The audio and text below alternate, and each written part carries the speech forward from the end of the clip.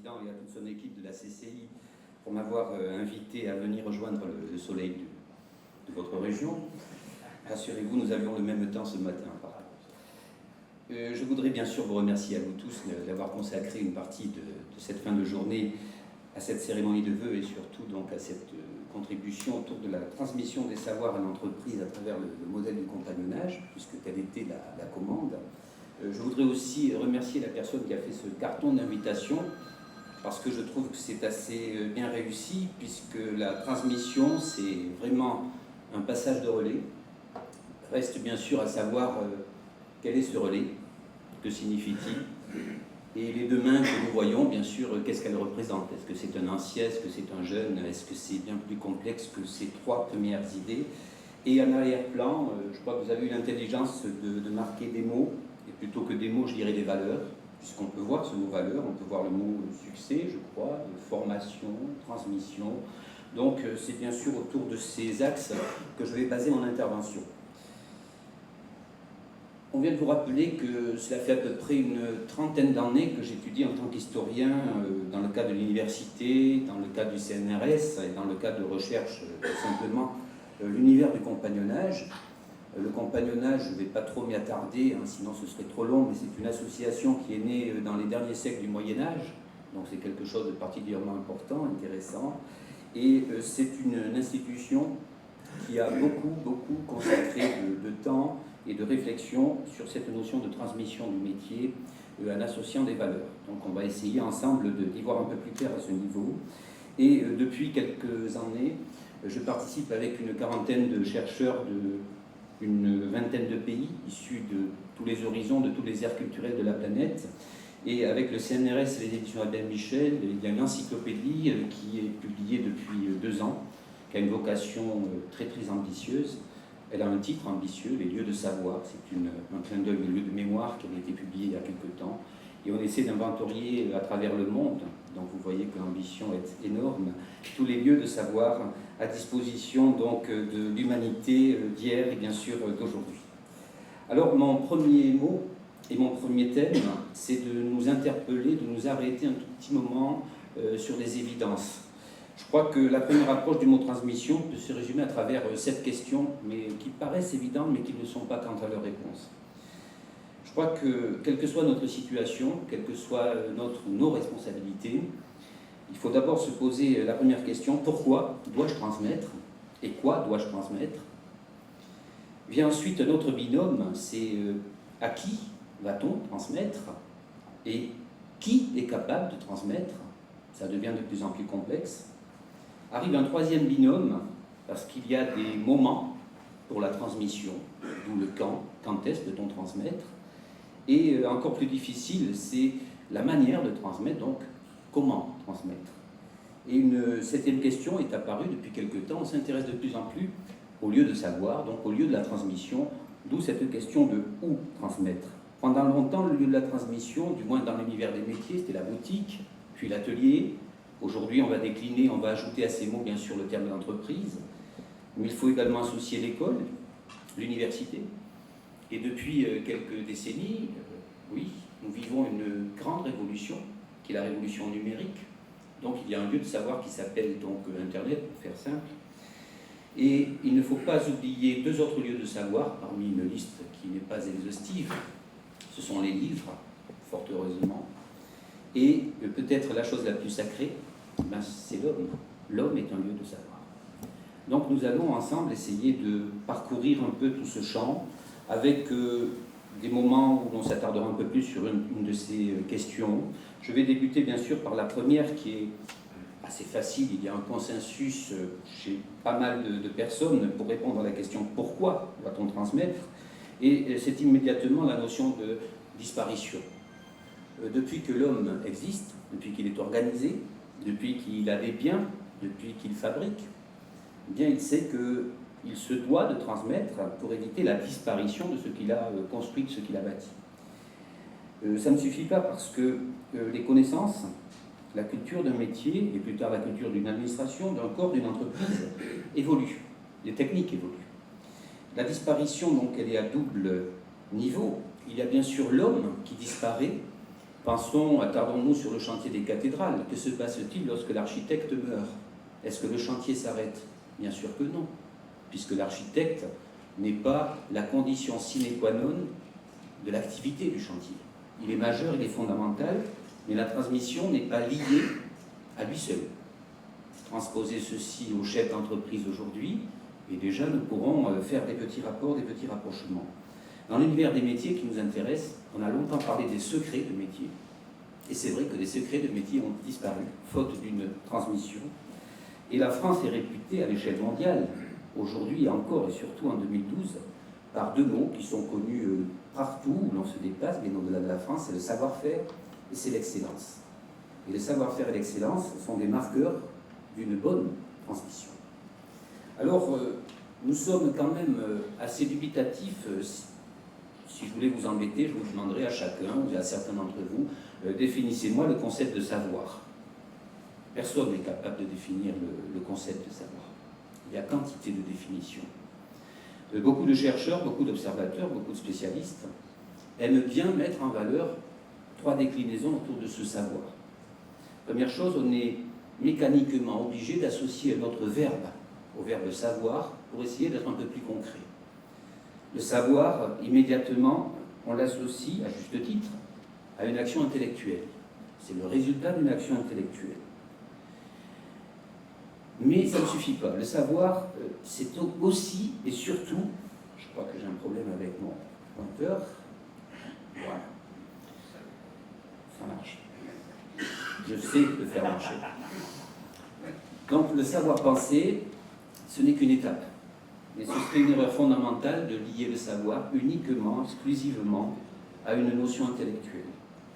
Il y a le savoir-faire, et le savoir-faire, c'est quand même le résultat, bien sûr, d'une opération de l'esprit, mais sans la pratique du geste, un concept ne peut pas fonctionner.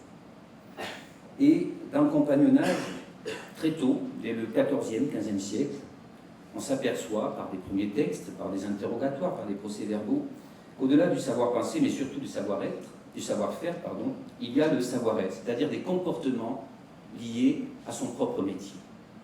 Des savoirs donc se construisent, se pratiquent, mais ont des incidences sur notre propre comportement.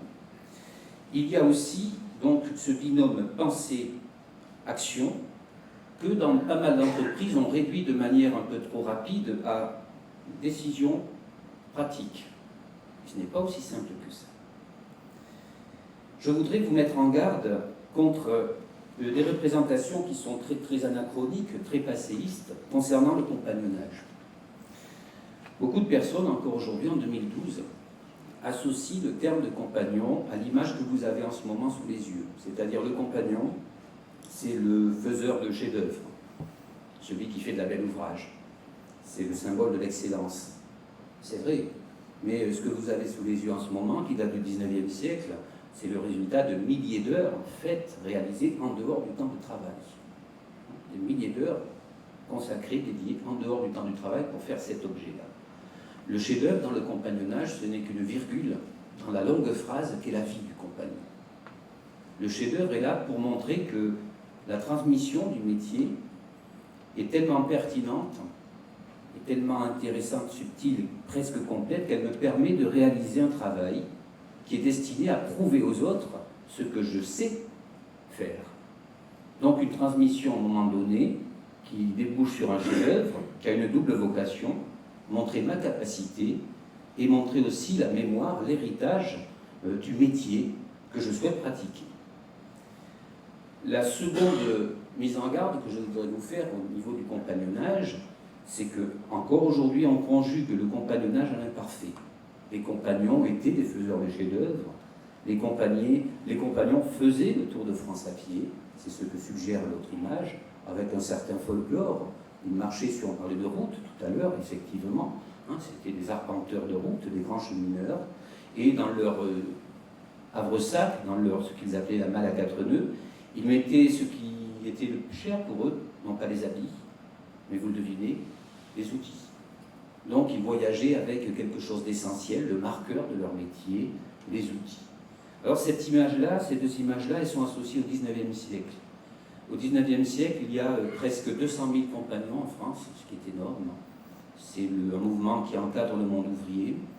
Aujourd'hui, le compagnonnage, s'il faut vraiment le conjuguer, l'harmoniser avec la société actuelle, c'est 45 000 personnes, hommes et femmes, puisqu'il y a des femmes désormais, qui pratiquent en gros une centaine de métiers, mais qui ont, comme depuis des siècles en fait, une exigence de mobilité, une exigence dans la qualité de transmettre le métier, et une exigence aussi au niveau du comportement. Une centaine de métiers, mais les plus connus sont bien sûr toujours liés au métier de l'art de bâtir, puisque de manière encore une fois trop réductrice, on considère les compagnons comme les héritiers des bâtisseurs de cathédrales, mais l'image mérite d'être vraiment nuancée. Les compagnons aujourd'hui sont sur des métiers de pointe, comme ils sont sur des chantiers de restauration les plus subtils et les plus délicats. Alors je voudrais, cette petite introduction faite, rentrer de plein pied dans mon intervention avec cette double image qui pour moi a l'avantage pédagogique de vous expliquer d'abord les bornes historiques du compagnonnage. Vous voyez qu'il se structure, comme l'indique l'image de gauche, au Moyen-Âge, XIIIe, XIVe siècle, dans la dynamique, on va dire, des bâtisseurs de cathédrales gothiques. Ce sont donc des métiers comme les tailleurs de pierre, les charpentiers, les maîtres verriers, les menuisiers un peu plus tard, donc des métiers liés à l'art de bâtir. Et c'est surtout à cette époque-là une contestation d'un système de formation qui est connu de tout le monde, historien ou pas, qu'on appelle la corporation. Le compagnonnage est une critique très forte de la corporation médiévale qui rend impossible à l'ouvrier, qu'on appelle déjà compagnon, de devenir maître à son tour. Et ça, c'est fondamental. Au Moyen-Âge, qui peut devenir maître, sinon le fils du maître ou le gendre du maître? Les ouvriers appelés compagnons ont très peu de chances d'accéder à la maîtrise. Donc, face à cette injustice et face à cet exemple d'ouvriers itinérants qu'on appelle les bâtisseurs de cathédrales, des ouvriers vont s'associer, vont voyager la France, et c'est les débuts d'un mouvement qui, dans les textes, est appelé le devoir. Et encore aujourd'hui, on parle de compagnons du devoir. Donc, un devoir de mobilité, de solidarité, de fraternité, et surtout un devoir de transmettre le métier, non plus dans un même lieu, mais dans plusieurs lieux, que l'on va appeler bien sûr le Tour de France des compagnons. Et vous avez donc un groupe de tailleurs de pierre à gauche, et aujourd'hui, toujours ce tailleur de pierre, donc pour vous montrer la permanence du compagnonnage, qui est une école très très appréciée, notamment lors des sollicitations pour restaurer les monuments historiques, mais la compétence du compagnonnage va bien au-delà. Cette image est aussi importante parce que, si l'on sort de l'exemple compagnonnique pour le transposer à vos entreprises, on a sous les yeux une première définition de la transmission. Vous avez un groupe d'hommes et vous avez un homme tout seul. Mais la transmission, première définition, c'est un acte qui vous fait passer du solitaire au solidaire. Et ça, c'est important. Pas de transmission qui ne respecte cette phase. Je vais passer d'une posture de solitaire à un acte de solidaire. Une transmission nécessite un groupe, 2 personnes c'est très peu, un groupe d'hommes, de femmes, qui sont porteurs d'un projet, qui veulent que ce projet continue au-delà de la disparition des hommes et au-delà de l'évolution des techniques. Vous avez à disposition, dans les livres d'histoire, la formidable définition de la formation professionnelle à travers le temps. Et si vous voulez étudier la formation professionnelle, vous n'avez pas besoin de texte, vous avez besoin d'images. Prenez les enluminures, les miniatures médiévales, je vous en donne une du XVe siècle, elles racontent à elles seules comment, depuis des siècles, est structuré le métier, la transmission du métier que l'on peut encore aujourd'hui transposer à l'univers des entreprises. Cette image qui est connue, c'est le chantier de Vézelay. Et au chantier de Vézelay, donc, vous avez ici Dame Berthe, qui est maître d'ouvrage, c'est-à-dire c'est elle qui a l'argent, et c'est elle qui va commander l'agrandissement de Vézelay pendant que son mari est parti. Et Dame Berthe, maître d'ouvrage, discute à l'arrière-plan avec le maître d'œuvre. Donc déjà, on a une structuration pyramidale, et en haut de la structuration, on a ceux qui vont penser, maître d'ouvrage, celui qui a le pouvoir de financer, celui qui a le souhait du projet, et le maître d'œuvre qui, lui, est chargé de réaliser. Et ici, au premier plan de l'image, là, vous avez le chantier qui est mis en action. Vous remarquerez que Dame Berthe, qui est présent à l'arrière-plan, on la retrouve au premier plan. Toutes les images au Moyen-Âge sont ainsi faites. L'arrière-plan, c'est le passé, et le premier plan, c'est l'actualité au moment où le peintre, l'enlumineur, représente la scène. Donc, il y a plusieurs mois, le maître d'ouvrage commande au maître d'œuvre l'agrandissement de la ville, de la colline, de l'espace, et quelques mois plus tard, Dame Berthe, donc toujours maître d'ouvrage, vient inspecter le chantier. Et là, je m'arrêterai quelques instants parce que vous avez sous les yeux, à condition de connaître les codes du Moyen-Âge, la structuration du métier, on pourra dire même plus tard de l'entreprise future, à travers 3 titres. Vous avez donc le maître, celui qui sait, celui qui va commander, celui qui va ordonner, ordonner dans les 2 sens du terme, donner des ordres et ordonner. Et vous avez ensuite une masse d'ouvriers qui va concrétiser donc le souhait du maître d'ouvrage et les ordres du maître d'œuvre. Regardez bien ces ouvriers et vous apercevez qu'il y a un signe distinctif qui nous permet de les séparer en 2 catégories. Certains, et pas n'importe lesquels, ont les chausses, on va dire les bas qui s'arrêtent au niveau des genoux, vous les voyez ici, on en retrouve ici, et d'autres non. Eh bien, il suffit de le savoir au Moyen-Âge, dans toute l'Europe chrétienne, occidentale, il y a 3 titres dans les métiers dès le XIIe siècle. L'apprenti, reconnaissable sur les chantiers à ses chausses qui s'arrêtent au niveau des genoux. Les compagnons. Et 3e état, maître. Apprenti, compagnon, maître. Le métier est structuré dans ces 3 états. On entre dans le métier à 12 ans. Au bout de 4, 5, 6, maximum 7 ans, on devient compagnon de métier. Et rarement, très rarement, on deviendra maître, c'est-à-dire celui qui va structurer, organiser un groupe et travailler avec lui de longues années. Cette image ne s'arrête pas là, parce que, au-delà du fait que le statut de la femme au Moyen-Âge n'est pas aussi obscur que ce que l'on a longtemps cru, puisque vous regardez avec quelle référence on salue le passage du maître d'ouvrage femme, on la salue, on la respecte, vous avez aussi une image qui se lie de l'arrière-plan au premier plan, mais aussi de gauche à droite. Prenons le latéral gauche de l'image, donc des compagnons, des apprentis au travail, mais vous voyez qu'en hiver, on ne peut pas lever au Moyen-Âge le chantier, parce que le ciment, qui n'existe pas, mais le mortier, en hiver craque. Donc si vous levez, si vous cimentez, eh bien, durant l'hiver, tout ce que vous allez construire va tomber au sol. Donc on couvre de chaume et on arrête de travailler. La mémoire des métiers, vous devinez ce qu'elle a fait. Elle a traduit à partir de là une expression « je ne peux plus travailler, donc je pose le chaume, donc je suis au chômage. Je ne travaille plus ». On est dans la mémoire des métiers, pas dans l'histoire des métiers. Qu'est-ce qu'on fait pendant qu'on ne travaille plus? Réponse latérale droit, on transmet. Dans un local dont le nom est connu, qui s'appelle la loge du bâtisseur, qui exceptionnellement pour nous est ouverte. Normalement, il y a des panneaux de bois ou des pots, parce qu'à l'intérieur, il y a le secret du métier.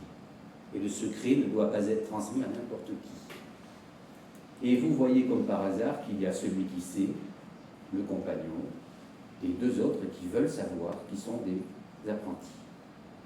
Une image donc qui est très riche, qui nous permet de voir que dès le XIIe siècle, on a structuré le savoir en 3 étapes.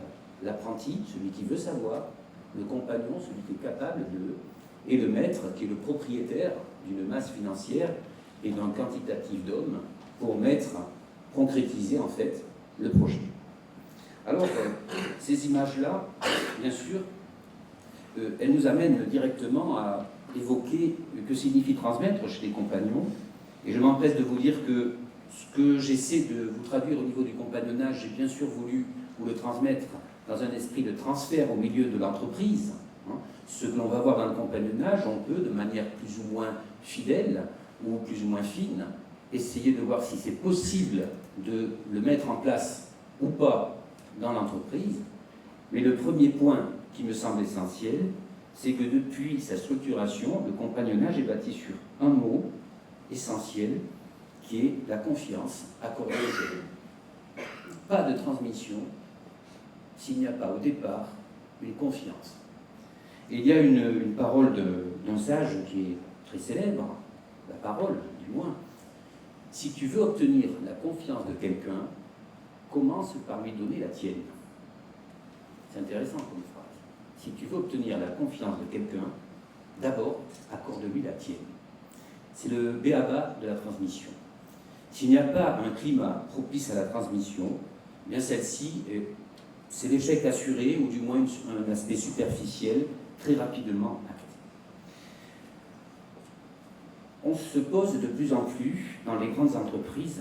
J'intervenais dans un séminaire d'une grande marque dont je tairai le nom il y a quelque temps, où l'on regroupait tous les responsables nationaux, puisque cette marque est présente dans à peu près 70 pays de la planète.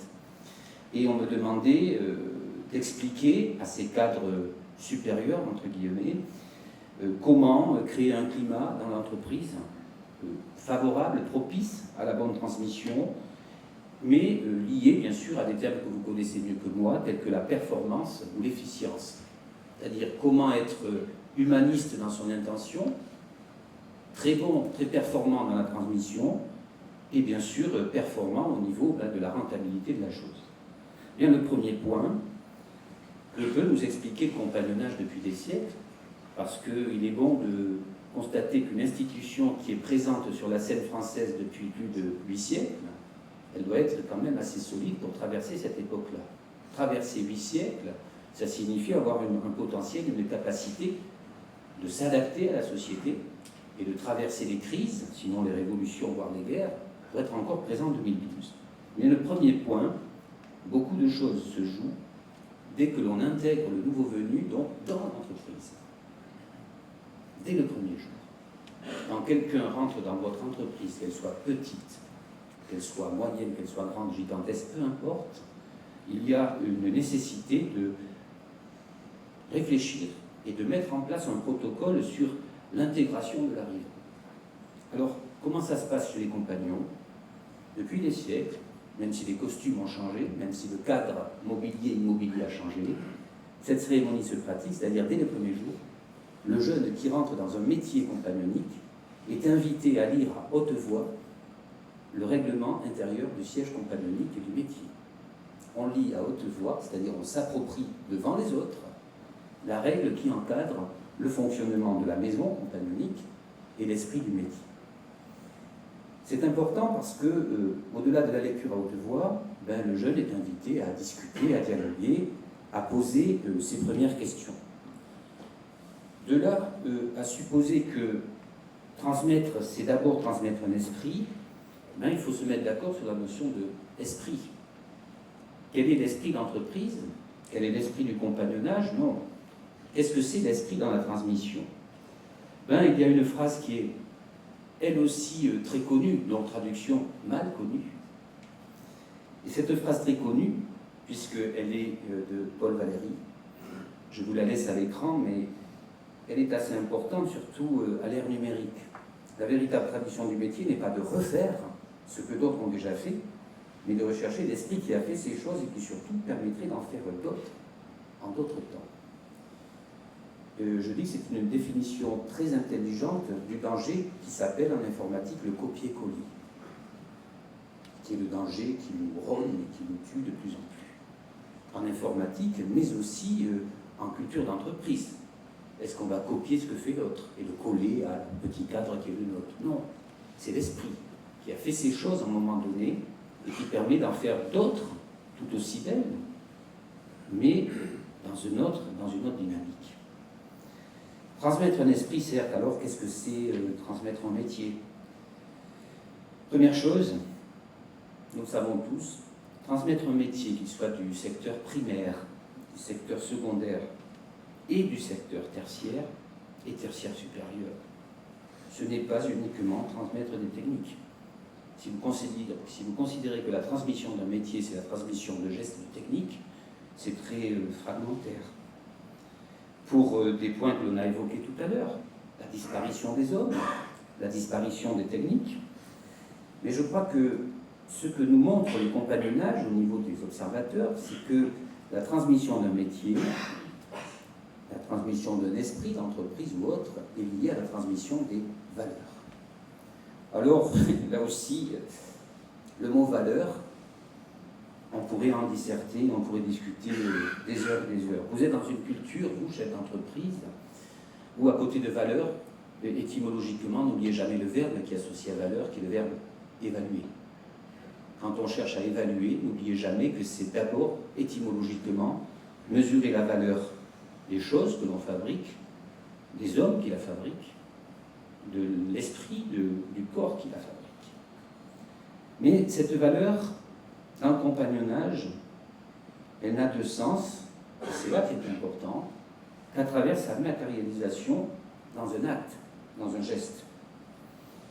Donc, elle se transmet, et on va le conjuguer au pluriel, des valeurs d'une entreprise, des valeurs d'un métier, d'une organisation, d'une administration, se transmet davantage par l'exemple que par le discours. Et nous, les universitaires ou les orateurs, nous nous tuons en disant ça. Même si c'est un jeu de mots, si c'est de l'humour. Mais fondamentalement, il faut se méfier uniquement du discours. Si vous basez votre transmission sur du discours, aussi beau soit-il, aussi structuré, futile, ben ce n'est que éphémère, ce n'est que superficiel. Donc, transmettre les valeurs, ça passe par les discours, bien sûr. Le verbe est essentiel, mais le verbe n'est pas exclusif. Je crois qu'il y a un livre célèbre qui commence par « Au commencement était le verbe ». Mais simplement au commencement. Il faut continuer en habillant le verbe par autre chose. Dans le compagnonnage, vous le savez ou vous ne le savez pas, les valeurs du compagnonnage, les valeurs des métiers, sont depuis le XIIIe, XIVe siècle visibles et lisibles à travers les noms symboliques des compagnons. Vous avez peut-être vu à la télévision Feuilleton qui sort chaque 4 ans, 5 ans, Ardéchois, cœur fidèle. Cœur fidèle. Et bien encore aujourd'hui, tous les compagnons, quels qu'ils soient, quelques familles compagnoniques, le jour où ils sont reçus compagnons, eh bien, ils reçoivent, à côté de leur famille d'origine, de leur ville d'origine, eh bien, une qualité que les autres ont vue, ont observée.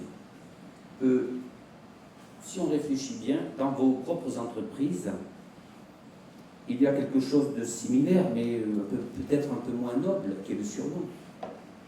Ne surnomme-t-on pas des gens dans une entreprise, jusqu'au grand patron, le boss, mais que pendant des siècles on appelait le singe, très important.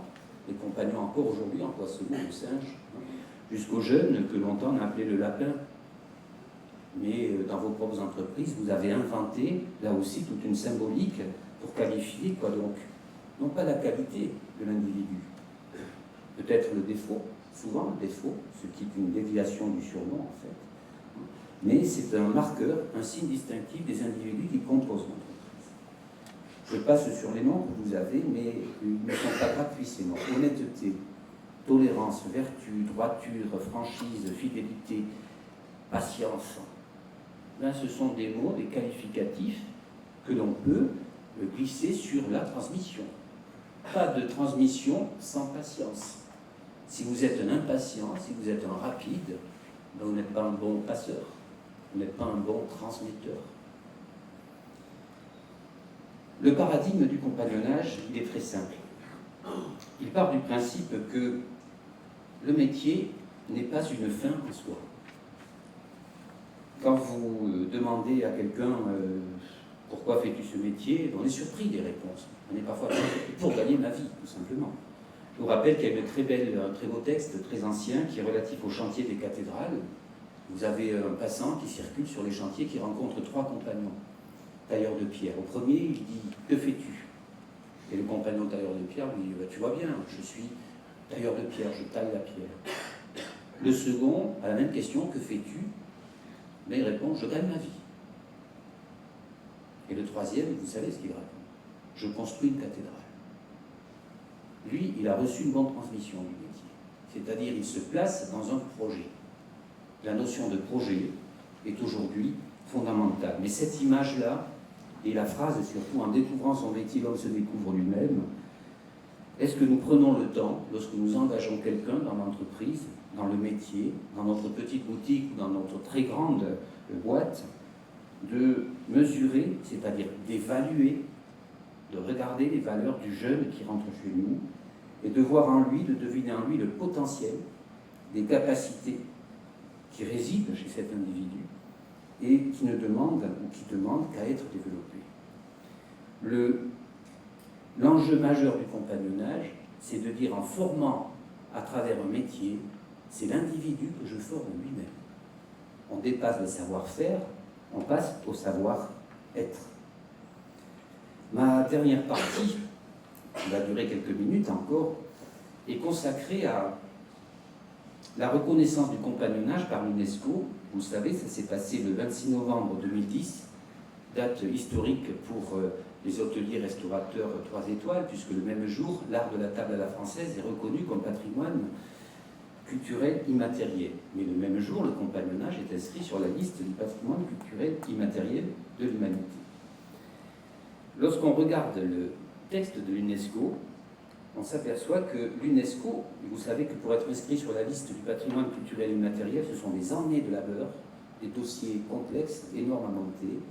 Bien, le résultat de l'UNESCO, c'est de dire, tiens, on s'aperçoit que dans cette institution qui en France s'appelle compagnonnage, je vous l'ai surligné en jaune, il y a un moyen unique, de transmettre des savoirs et des savoir-faire, et il décline bien sûr les métiers, de la pierre, du bois, du métal, du cuir. Mais ce qui m'intéresse, c'est l'UNESCO focalise sur la transmission des savoirs et des savoir-faire. Pour rappel, en 2012, en France, 45 000 personnes sont formées ou passent chez les compagnons du Tour de France. Les compagnons du Tour de France aujourd'hui sont répartis en 3 grandes familles. L'association ouverte des compagnons du devoir du Tour de France, qui est très présente dans la région. La Fédération compagnonique des métiers du bâtiment, elle aussi est très connue, et l'Union compagnonique des compagnons du Tour de France des Devoirs Unis. Je vous les ai classés de gauche à droite dans l'ordre quantitatif. Ces 3 mouvements ont été en même temps distingués par l'UNESCO. Cette reconnaissance, elle est basée sur ce moyen de transmission qui est basé sur un apprentissage, et c'est là où c'est important, basé sur 2 choses. La communauté.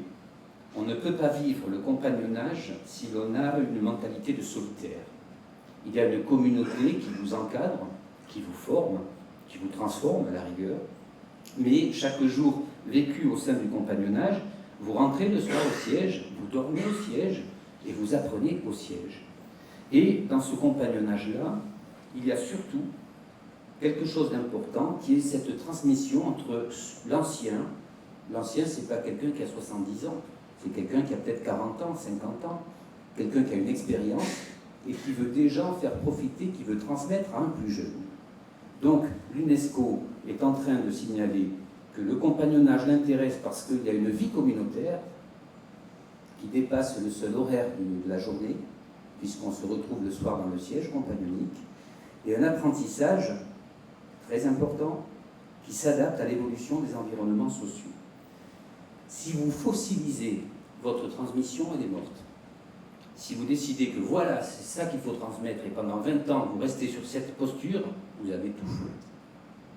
Puisque la transmission est synonyme d'évolution. Si vous n'adaptez pas votre discours de transmission aux changements environnementaux, la transmission, là aussi, est vouée à l'échec. Et votre entreprise est vouée à l'échec.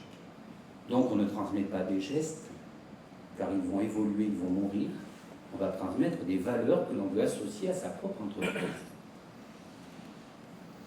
Le compagnonnage est reconnu donc par l'UNESCO, et je tire encore l'expression de l'argumentaire de l'UNESCO comme une école originale d'apprentissage des métiers, mais regardez ce qu'ils ont ajouté, et de la vie. Donc on est dans un champ particulièrement ambitieux. On va prendre un jeune, vers 16 ans, 17 ans, 18 ans, et lui apprendre le métier et la vie. Vaste projet. La synthèse de toutes les méthodes compagnoniques, on pourrait la décliner en 7 ou 8 points. Ce qui frappe l'observateur, lorsqu'on découvre le compagnonnage, on dit « Oh là là, qu'est-ce que c'est bizarre !» Parce qu'il y a des cérémonies qui vont marquer la progression du jeune dans le métier. Et si vous êtes observateur, sans être un spécialiste, vous voyez qu'il y a 3 étapes, l'adoption, la réception, la finition. Et ça ressemble étrangement à ce qui existait déjà au Moyen-Âge. L'apprentissage, on vous adopte. La réception, vous êtes compagnon. La finition, vous maîtrisez le métier. Mais ces 3 moments, c'est-à-dire l'entrée dans l'entreprise, si l'on veut décoder, la capacité au sein de l'entreprise et la maîtrise, vraiment le rayonnement dans l'entreprise, sont marqués par des cérémonies spéciales. Second point essentiel, la transmission ne peut pas être liée à la sédentarité. Et ça vient nous interpeller. Pour le compagnonnage, il y a une exigence de mobilité. Parce que avoir toujours le même formateur, c'est bien, c'est très bien, mais si par manque de chance le formateur n'est pas bon, le bien et très bien devient mauvais et très mauvais. Donc le Tour de France est basé sur ce constat, en ayant plusieurs formateurs, en ayant plusieurs cadres de travail, plusieurs chantiers, plusieurs outils, plusieurs projets, je ne peux que m'améliorer. Troisième postulat, pas de transmission sans vie communautaire, mais attention, la vie communautaire, ce n'est pas une vie stratifiée en petits groupes. Les anciens ont leur place avec les jeunes, et les jeunes ont leur place avec les anciens. Il n'y a pas de conflit de génération dans le compagnonnage. Et le problème que l'on entend aujourd'hui sur le marché du travail, passé 50 ans, on a le fou à être recadré, replacé ailleurs, ça n'existe pas dans le compagnonnage. Vous ayez 16 ans, 18 ans ou 60 ans, c'est le même respect, le même regard, la même attention. Le compagnonnage est basé dès le départ sur un apprentissage à la responsabilité. Ce n'est pas parce que je ne sais rien sur le métier ou sur l'entreprise qui m'accueille que je suis indigne de recevoir une responsabilité aussi minime soit-elle. Donc apprentissage à la responsabilité, mais dans tous les cas, ouvrir l'horizon du jeune. L'apprentissage, et là on sort du cadre du compagnonnage, l'apprentissage performant aujourd'hui, il est lié à l'apprentissage d'une technique ou de techniques liées à un métier particulier, mais il ne faut pas s'arrêter là. On ne peut pas s'arrêter sur un apprentissage manuel qui exclurait l'apprentissage intellectuel. On ne peut pas les séparer. La main est esprit. Anaxagore, 5e siècle avant Jésus-Christ. La main est esprit. Donc la notion d'apprentissage, elle est manuelle, elle est intellectuelle, elle est technique, elle est sociale, elle est culturelle.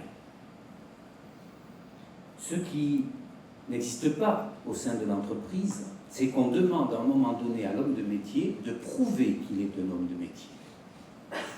Vous recrutez, vous, chef d'entreprise, sur un CV, sur des diplômes. On donne le titre de compagnon du Tour de France, non pas sur un CV, non pas en présentant des diplômes, mais en présentant un chef-d'œuvre. Une œuvre pensée. Chef, tête, œuvre, travail. Une œuvre pensée. Et cette épreuve est une preuve. Je montre que je connais mon métier. Et le dernier paradigme du compagnonnage, et qui revient à la transmission, il est hors de question de partir sans transmettre. Il est hors de question de ne pas consacrer un temps de sa liberté, on pourrait traduire de sa retraite aujourd'hui, en ne le consacrant pas aux jeunes. Il faut toujours donner ce que l'on a reçu. Je participais à une émission de télévision il y a quelque temps, une émission d'1 heure en direct sur le compagnonnage, et on avait expliqué pendant toute l'heure quelles étaient les valeurs, les vertus du compagnonnage. Et à la fin, le journaliste de télévision donne la parole à un compagnon qui était à côté de moi. Le générique de fin se met en route. Donc générique de fin direct, on sait qu'on a 30 secondes et c'est fini. Et pendant le générique de fin, le journaliste pose la question suivante: Monsieur, que vous a donné le compagnonnage? Et le compagnon, qui était un charpentier, répond: rien. Et le générique de fin était presque à sa fin. Le journaliste devient blanc, vous imaginez. Moi, je n'avais aucune appréhension parce que je connaissais très bien mon compagnon. Et avant que l'émission ne s'interrompe, le compagnon dit: le compagnonnage ne m'a rien donné, il m'a tout prêté. Ça, c'est un générique de fin. Et c'est la transmission qui résume. On ne m'a rien donné. Au bout de 30 ans, 40 ans, 50 ans, on pourrait dire à une certaine époque, on ne m'a rien donné, on m'a tout prêté. Je me dois, de transmettre ce que j'ai reçu en héritage. Je suis un dépositaire d'un savoir, de savoir-faire, de savoir-être. Et le compagnonnage est intéressant à ce niveau-là, par ce souci de transmettre. Je voudrais terminer rapidement en vous proposant, à mes risques et à vos risques et périls,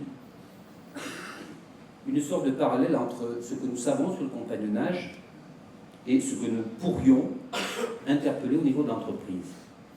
Vous savez que dans le compagnonnage, je vous l'ai dit très rapidement, sans doute trop rapidement, il y a une règle, c'est-à-dire un texte avec des articles qui régissent le comportement au travail et en dehors du travail. Par exemple, la politesse. Vous rentrez-vous dans un siège compagnonnique, vous serez surpris si vous rencontrez 12 ou 13 jeunes garçons ou jeunes filles, les 12 ou 13 vous diront toujours « bonjour monsieur, bonjour madame ». C'est la règle du devoir.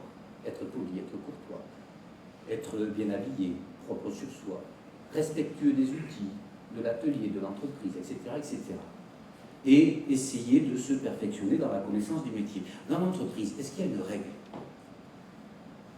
Ou est-ce qu'on entend parler plutôt de charte, de code? Et vous voyez que je prends la précaution de mettre les points d'interrogation.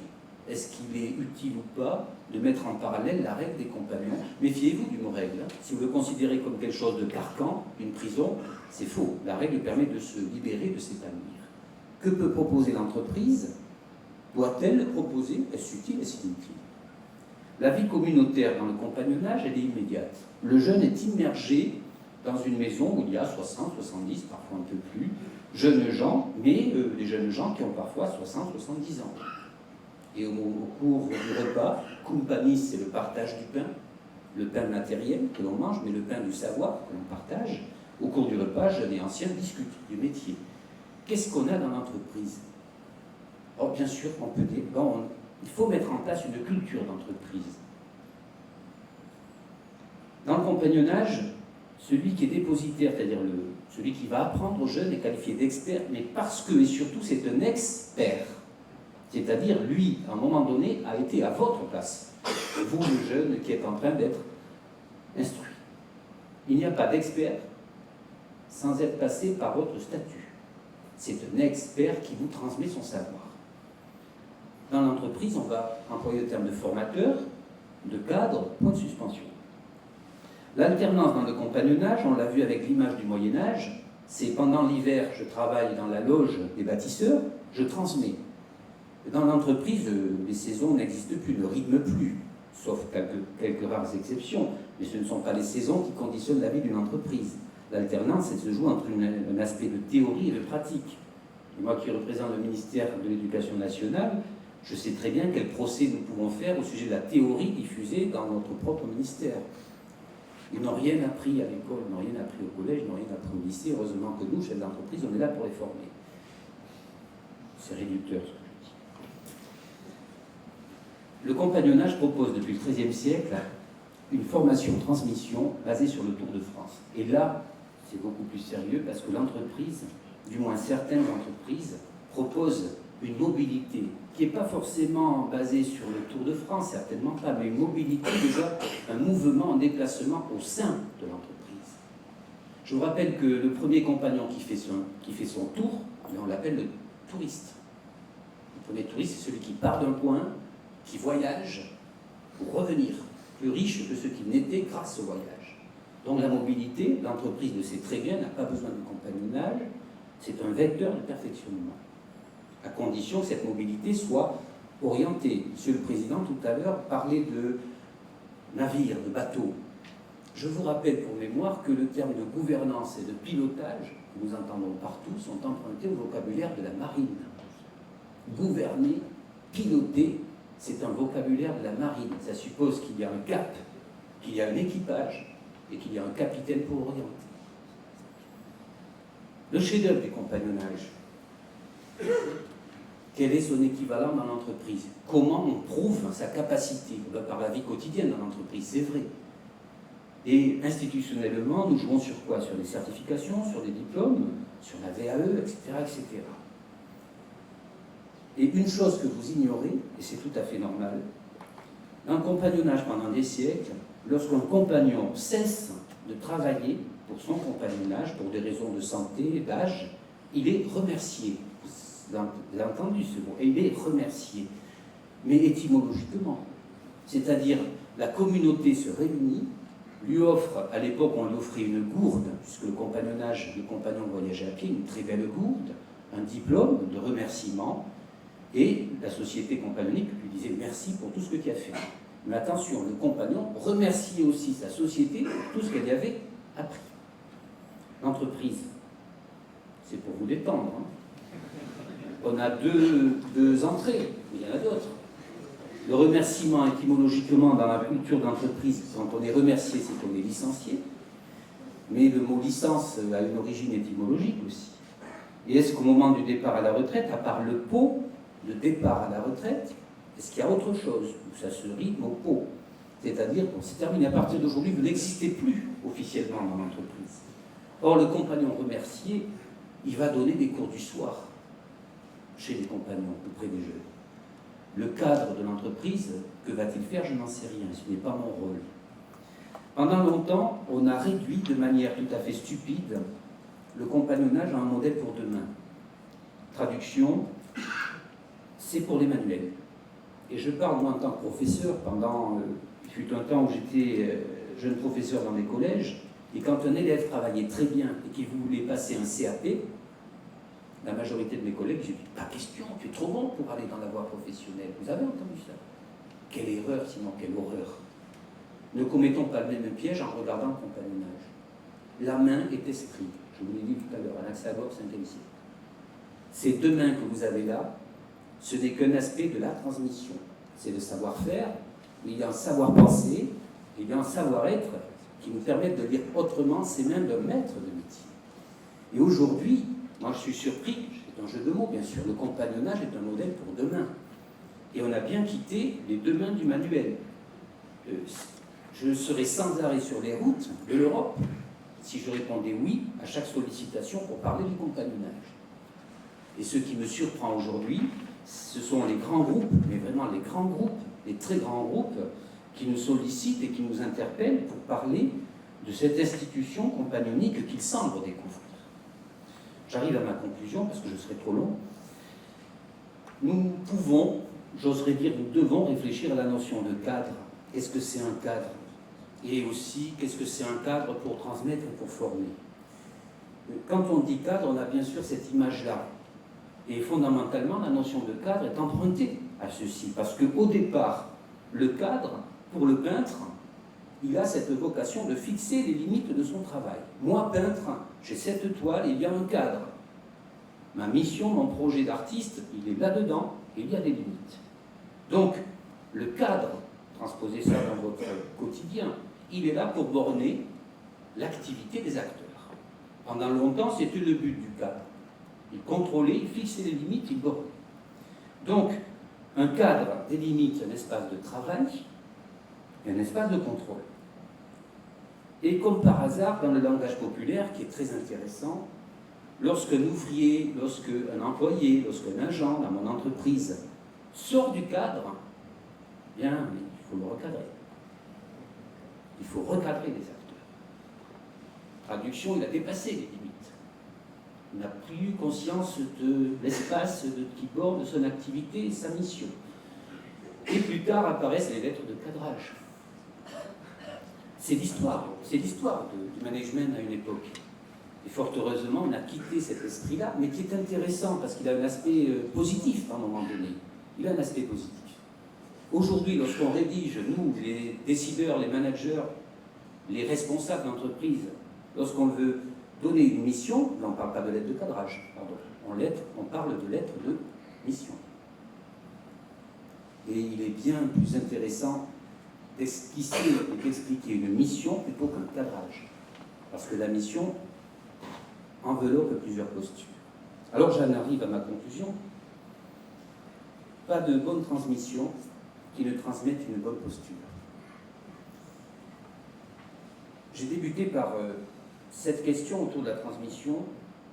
La posture dont on parle de plus en plus dans le vocabulaire de la formation, c'est se poster par rapport à quelque chose, par rapport à un centre que je vous ai mis en rouge.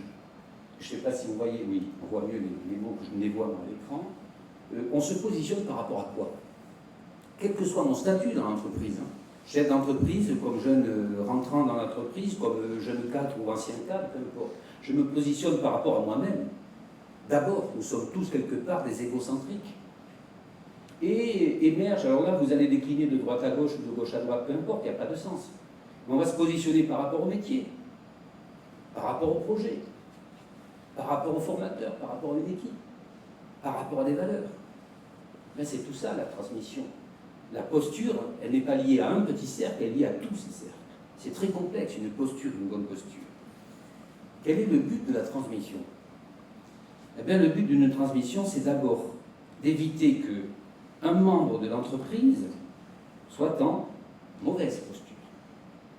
Lorsqu'on est là pour recadrer, pour réorienter, pour expliquer, pour faire de la pédagogie, c'est pour éviter la mauvaise posture qui est préjudiciable aux jeunes, aux moins jeunes, et qui est préjudiciable à mon entreprise. Et à force de dire « attention, tu es en mauvaise posture », et si l'on insiste, c'est pour éviter bien sûr d'être en fâcheuse posture. Parce que de la mauvaise posture, on peut passer très vite à la fâcheuse posture. Et vous devinez où je vais terminer, et comment je vais terminer. La bonne transmission, qui est liée à des valeurs, qui est liée à une culture, elle a un but et un seul, éviter l'imposture. Parce qu'avoir une bonne posture, c'est je suis là, bien formé, à ma place dans l'entreprise. Et je ne suis pas un imposteur. Pour conclure, il y a une sorte de sagesse dans le compagnonnage, chez les artisans, dans les boutiques et autres. Mais on pourrait écrire un livre aussi sur la sagesse des entrepreneurs. J'ai publié cet ouvrage il y a quelques années, mais rien n'interdit de réfléchir sur quelle est la sagesse des entrepreneurs. Et justement, aux universités d'été à Poitiers, je ne sais pas si vous vous souvenez ce qui était présent, mais à un moment donné, on s'était posé une question, ce sera ma conclusion vraiment. Vous, chef d'entreprise, vous avez des problèmes, vous avez un problème majeur. Est-ce que vous avez besoin d'un homme intelligent ou d'un homme sage? Et l'homme intelligent, si vous avez des problèmes, il vous dira, voilà comment régler vos problèmes. Ça, c'est l'homme intelligent. Et l'homme sage, il vous dira, voilà comment les éviter. Mesdames, Messieurs, je vous remercie.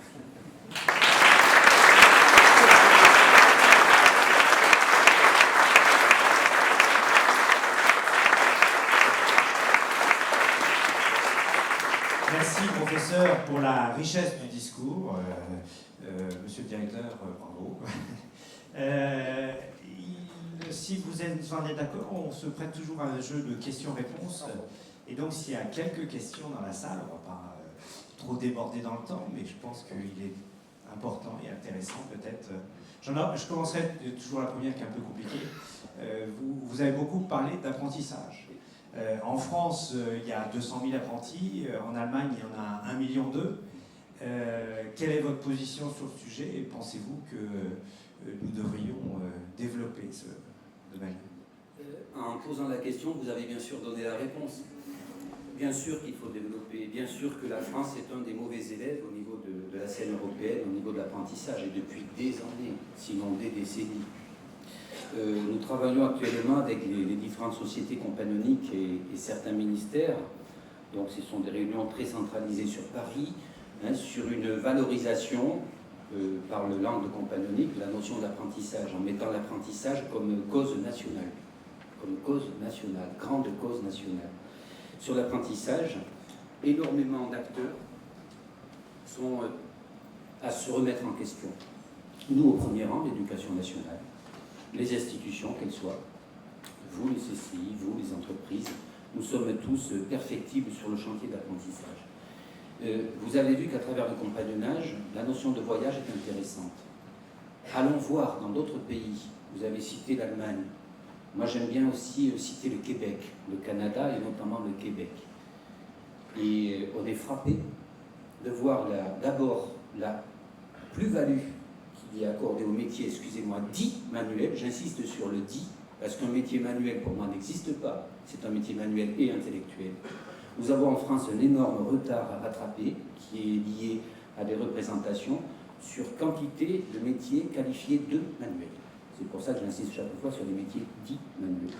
Donc premier chantier d'apprentissage, remettre, ça se fait depuis quelques années mais c'est énorme encore, l'éclairage sur le parcours très noble, très formateur, très enrichissant sur les voies professionnelles.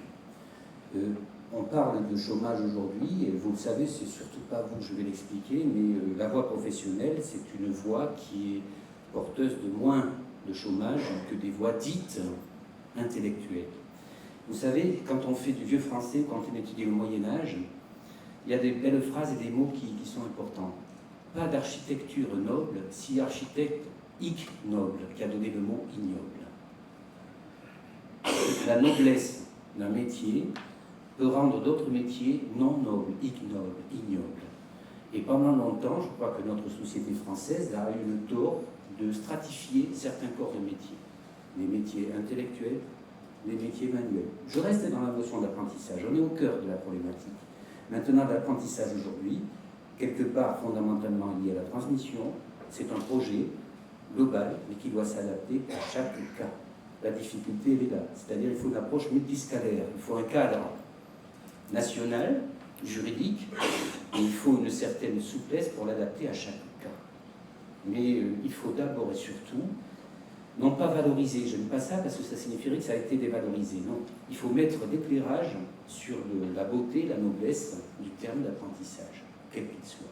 Et en ce sens, j'ai été frappé d'observer que dans les vieux textes de la fin du XIXe siècle, un compagnon charpentier qui faisait des escaliers, il avait signé sur son plan, fait par un compagnon escaliéteur.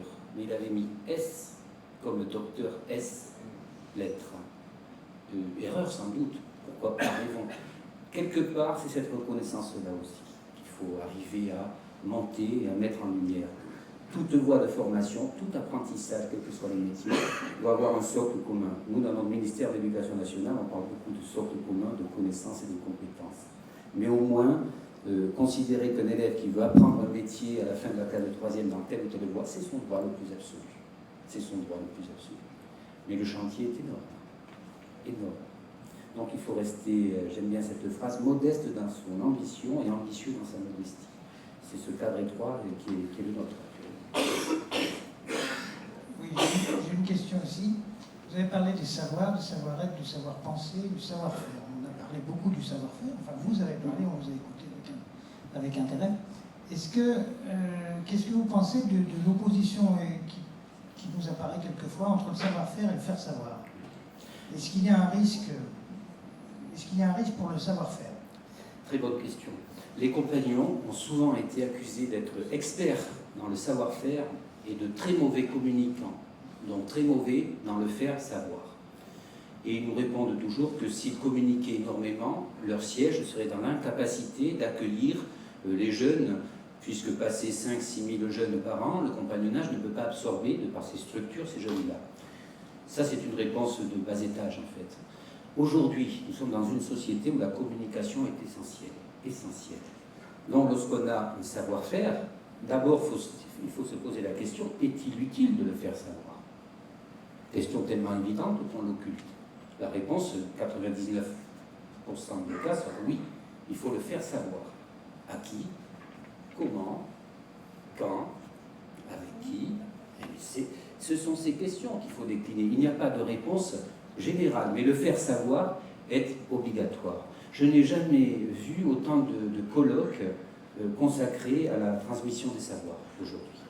Les compagnonnages en particulier organisent régulièrement de grandes manifestations, surtout à Paris, où ils invitent quantité d'intervenants pour se mettre en valeur. Mais au sens le plus noble du terme, pour dire voilà, on existe, voilà ce qu'on sait faire, et on confronte notre expérience avec des regards extérieurs. Mais le faire savoir aujourd'hui, c'est une impérieuse nécessité, à condition que donner un message noble à faire passer. Pas de faire savoir noble si savoir-faire ignoble. Alors, est-ce qu'il y a une autre question? Oui?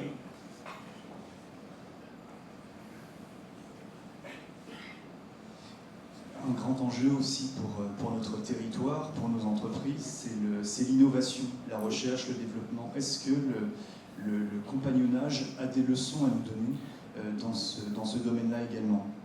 Alors, je me permettrai, c'est peut-être une erreur de ma part, En aucun cas, le compagnonnage n'est dans la posture de donneur de leçons. On est bien d'accord. Hein, de par son esprit, de par ses valeurs, il se garderait bien de dire voilà, c'est nous qui sommes les meilleurs et voilà ce qu'il faut faire. On est très éloigné de la mentalité compagnonique. Non, l'innovation, elle est symbolisée dans le compagnonnage par un objet qui s'appelle la canne. Vous avez vu le compagnon que je vous montrais au début de mon intervention. Depuis le Moyen-Âge jusqu'à aujourd'hui, en 2012, lorsqu'on est reçu compagnon, on reçoit une écharpe, que les compagnons appellent une couleur, et une canne. Et ça vous répond à la question, je m'explique. La canne, c'est le symbole du mouvement, de la marche. C'est le symbole du Tour de France, mais ça signifie que mon savoir actuel, si je ne bouge pas, il est mort. Donc il n'y a pas de la recherche, du développement, RDI, recherche, développement, innovation. Le savoir est voué à être déclassé, voire décliné et disparaître. C'est fondamental. La canne dans le compagnonnage est là pour dire pas de savoir une fois pour toutes. Je vous donne un exemple. La charpenterie, en pleine révolution industrielle, est menacée. C'est la victoire du fer. La révolution industrielle, c'est le fer. Donc le bois est en train de se repositionner. Vous avez un architecte, parmi d'autres, qui est très célèbre à l'époque, Gustave Eiffel, qui a un projet très connu aujourd'hui, je pense, c'est une flèche de cathédrale, vous savez, la tour Eiffel. C'est une flèche de cathédrale. Il veut bâtir pour l'Expo universelle cette flèche de cathédrale. Il faut savoir que pendant quelques jours, il cherche dans Paris la main-d'œuvre susceptible de. Qui va-t-il recruter? 40 compagnons charpentiers. Parce que ces 40 compagnons charpentiers refusent de rester fossilisés sur leur tradition du bois et acceptent de mettre leur expertise sur de l'innovation. C'est-à-dire, au lieu de monter quelque chose en bois, on va le monter en fer. Et si vous allez, mesdames et messieurs, à la Tour Eiffel au premier étage, je vous en prie, regardez une plaque qui a la moitié surface de ce livre, au premier étage de la Tour Eiffel, et vous avez un remerciement sur une grosse plaque envers les 40 compagnons charpentiers qui ont levé la tour de M. Gustave Eiffel. L'innovation est le fondement même du concept compagnonique.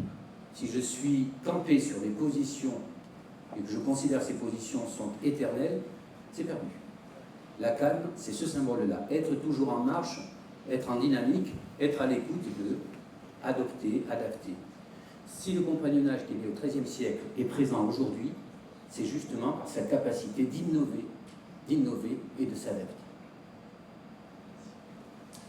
Merci. Une petite dernière. Oui. Il y en a deux. Bonsoir. Dans un modèle aujourd'hui, l'entreprise est toujours à la recherche de compétitivité, où on ne doit absolument pas se tromper sur les personnes que l'on recrute. Il est extrêmement difficile aujourd'hui d'avoir aussi bien les moyens financiers que les moyens de temps de transmettre. Alors, quand on le fait aujourd'hui, on se heurte, je dirais, quelque part à un élan de compétitivité face aux entreprises qui, justement, ne pensent pas forcément à l'avenir de leur entreprise et pensent à un instant T qui est la course à la réussite. Mais comment aujourd'hui une entreprise qui a cette valeur de vouloir transmettre de manière intergénérationnelle le savoir, comment on peut aujourd'hui dévier un petit peu les sentiers battus tout en restant compétitif? Je vous remercie pour cette question. La réponse, elle est, pour faire vite, elle est d'abord un acte spécifique à la gouvernance de l'entreprise. Si la gouvernance de l'entreprise est consciente de l'enjeu de la formation et de la transmission, elle prendra ou elle ne refusera pas les contraintes d'organiser des temps de formation et de communication, de transmission, ces fameux lieux. Le problème, c'est le temps, le carnet de commandes, la réactivité, mais à des moments donnés, aussi futiles soient-ils, il faut organiser des pauses pour oxygéner la culture de l'entreprise sur son projet et sur surtout les ressources humaines qui font vivre ce projet. Aujourd'hui, tout le monde est d'accord sur l'importance du regard apporté sur la ressource humaine. Tout le monde. Là où il y a divergence, c'est sur les moyens financiers, budgétaires, temporels et spatiaux. On n'a pas le temps, on n'a pas le cadre, on a toujours de très bons prétextes pour refuser des moments de respiration, de formation, de transmission. Mais l'expérience, et c'est l'historien qui vous le dit, et d'autres le disent fort heureusement avant moi et l'ont dit et le répéteront, la transmission au sein d'une entreprise, c'est un marqueur d'excellence. Les grandes entreprises qui ont défié le temps, qui traversent le temps, elles n'ont jamais commis l'erreur de sous-estimer des temps de transmission, des temps de formation, de communication interne. Faut-il encore prendre le temps pour et tenir le temps voulu? Bien sûr, mais bien sûr, bien sûr. Mais nous sommes dans une société qui est de plus en plus contraignante, de plus en plus, et où la portion accordée à l'humain est sujette à beaucoup de contraintes là aussi. Mais ce sont des choix. Encore une fois, c'est un choix. Très bien, écoutez, merci professeur. Je vais vous demander d'applaudir le professeur. Merci de votre intervention.